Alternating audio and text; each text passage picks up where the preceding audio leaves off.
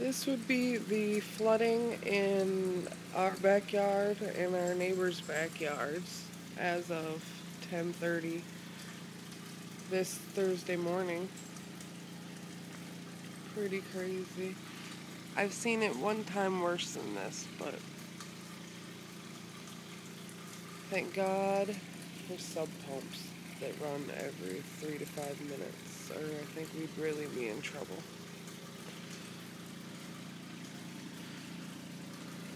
You can see that's all water there underneath the treehouse. Anyways, hopefully the heavy rain is done and this is all the worst it gets.